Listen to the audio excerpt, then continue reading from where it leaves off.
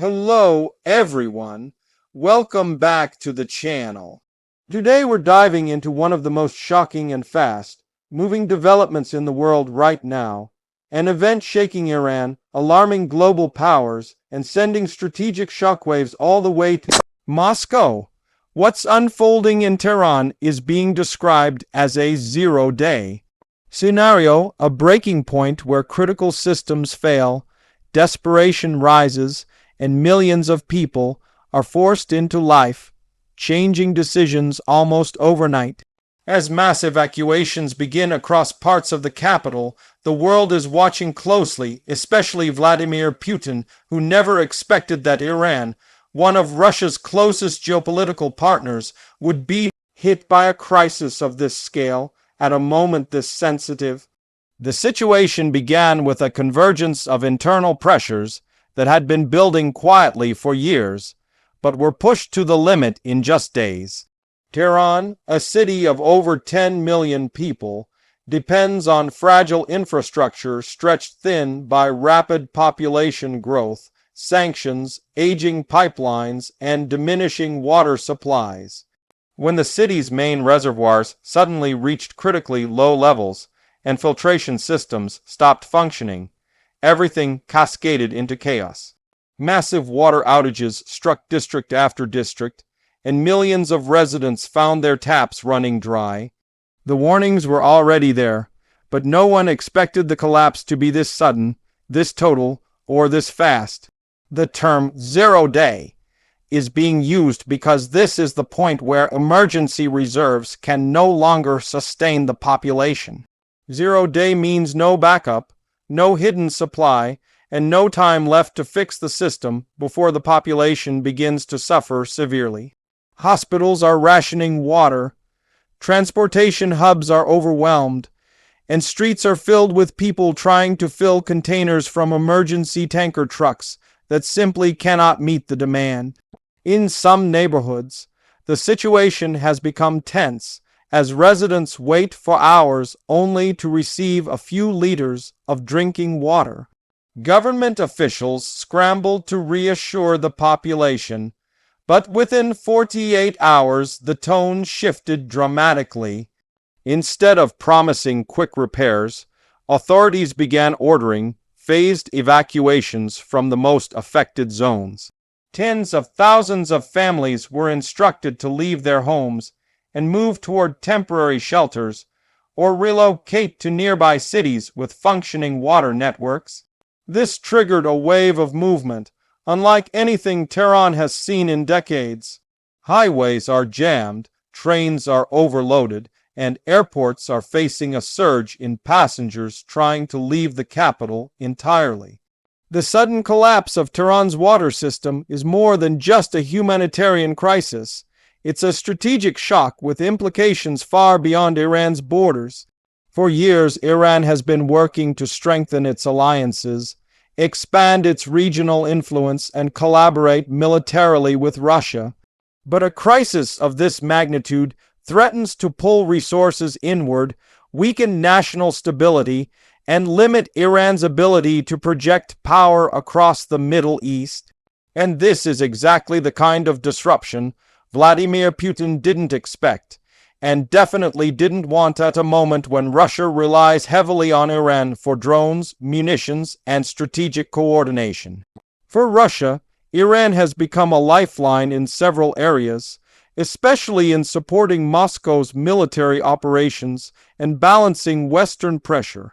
The partnership between the two countries accelerated rapidly, with both sides exchanging military technology, intelligence cooperation, and energy plans. But now, with Tehran facing a domestic emergency, the Iranian government is forced to shift its priorities away from geopolitical maneuvering and toward preventing a national breakdown. This raises concerns inside the Kremlin that Iran may become less capable of fulfilling military commitments, supplying hardware, or maintaining their joint strategic alignment. Inside Tehran, the images are surreal. Long lines wrap around emergency distribution points, Supermarkets have run out of bottled water. Schools are closed. Businesses have shut down temporarily because basic sanitation is impossible. Social media is flooded with videos showing residents carrying whatever containers they can find: buckets, plastic barrels, old jugs, hoping to collect enough water to sustain their families for another day. Some streets that once buzzed with crowded markets and evening gatherings now look eerily empty as families abandon their neighborhoods in search of safety and stability. Experts say this crisis is not just the result of poor infrastructure, but also climate change, drought cycles, and political mismanagement. Iran has struggled with water shortages for years, but Tehran, being the political and economic heart of the country, was always prioritized in distribution. Yet nothing could prevent this sudden collapse when reservoirs reached their lowest levels in modern history. Rainfall has been drastically reduced. Snowpack in the mountains that normally feeds the reservoirs has thinned, and rising temperatures increased consumption dramatically. Layered on top of this are U.S. sanctions, which have made it difficult for Iran to import modern filtration equipment and replacement parts for aging pipelines. Now, with mass evacuations underway, international observers are worried this could escalate into a long-term humanitarian disaster. The United Nations has already issued statements offering technical assistance, though political tensions complicate any direct intervention. Neighboring countries are closely monitoring the situation, concerned that instability in Tehran could spill over into economic markets, migration flows, or regional security. Inside the country, pressure on the government is intensifying. Citizens, already frustrated by economic hardships, inflation, and political restrictions, see this crisis as a failure of planning and leadership. Small gatherings have appeared across affected districts, with people demanding answers and faster action. Authorities are trying to maintain order, but the situation remains fragile. A prolonged water outage in a city of over 10 million people is not just an inconvenience, it is a recipe for unrest. Russia, meanwhile, is facing its own strategic dilemma. The Kremlin did not foresee its closest Middle Eastern partner suddenly becoming vulnerable. Iran's crisis threatens to interrupt joint military production, delay technology transfers, and weaken coordinated strategies meant to counter Western influence. Russian analysts worry that if the crisis worsens, Iran could become more inward, focused, less predictable, and less capable of supporting Moscow's initiatives. This would force Russia to rethink parts of its geopolitical strategy at a crucial moment. On the global stage, this unexpected crisis raises questions about infrastructure resilience in major cities worldwide. Tehran is not alone in facing water stress. Cities like Cape Town, Mexico City, Cairo, and parts of India have all faced similar warnings. Tehran reaching zero-day serves as a dramatic example of what happens when environmental pressures, political tensions, and aging infrastructure converge at once. Many experts say this moment should be a wake-up call for the entire international community. But for now, the immediate concern is the millions of people struggling in Tehran. Emergency teams are working around the clock to install temporary purification units, repair broken pipelines, and truck in water supplies. The military has been deployed to help with logistics, crowd management, and transport of vulnerable residents. Engineers are drilling emergency wells, though these provide only limited relief. Some countries are considering sending aid, but geopolitical tensions complicate most offers. As the crisis deepens, families are forced to make hard choices. Some have fled the city entirely, moving to stay with relatives in other provinces. Others remain because they cannot leave either due to financial constraints, job obligations, or fear of losing their homes. Elderly residents, hospitals, and infants are among the most vulnerable groups. Doctors warn that dehydration risks are rising fast, especially for those with medical conditions. The emotional toll is significant.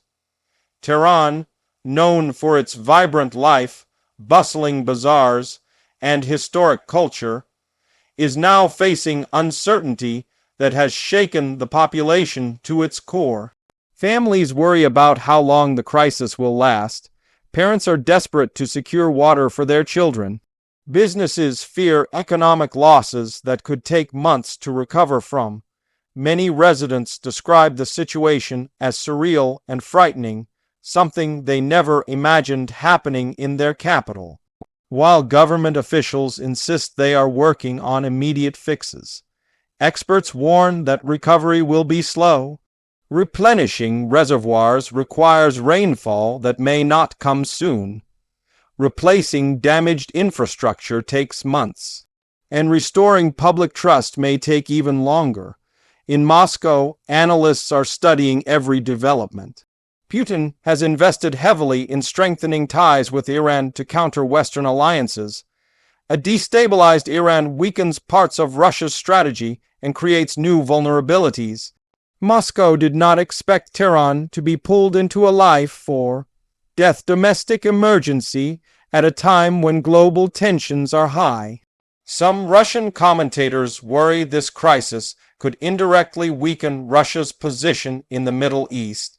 Meanwhile, Western nations are watching closely. Some see this as an opportunity to pressure Iran diplomatically. Others worry about the instability spreading into already tense regions. The economic impact is also being studied, especially due to Iran's role in global energy routes. Any disruption in Iran could affect oil markets, trade dynamics, and security calculations across the region. For the people of Tehran, every hour matters. Emergency alerts continue to be sent across the city, guiding residents to distribution zones, announcing evacuation orders, and providing safety instructions. Volunteers are stepping in, delivering supplies to elderly residents and helping transport people who cannot move on their own. Community groups are organizing to share resources, distribute water, and support families in need. This crisis, sudden and severe, has now become a defining moment for Iran's leadership. How the government responds, how quickly it can restore essential services, and how effectively it can maintain stability will determine the nation's trajectory for years to come. Failure to act decisively could lead to long-term instability, economic disruptions, and increasing public anger. Meanwhile, global analysts predict this could become one of the most significant urban crises of the decade. A major capital city hitting zero-day is rare, and the implications are profound. Questions are being raised about water security, climate resilience, and crisis preparedness across the world. Tehran's struggle is not isolated. It is part of a larger global challenge that many nations must confront sooner rather than later. As evacuations continue and emergency workers race against time, the world watches, families cling to hope. Cities rethink their own vulnerabilities, and global powers, including Russia, reevaluate their assumptions about stability in key regions. Putin didn't expect Tehran to face a crisis of this scale, and now the geopolitical landscape is shifting in real time. In the days and weeks ahead, updates will continue to emerge, and the full scale of the crisis will become clearer. For now, Tehran stands at a crossroads between breakdown and recovery, between instability and resilience, between crisis and rebirth. The path forward will depend on leadership, resources, and the determination of millions of residents who are fighting every day to adapt to an unprecedented disaster. Thanks for watching, and stay tuned for continuing coverage as this story develops.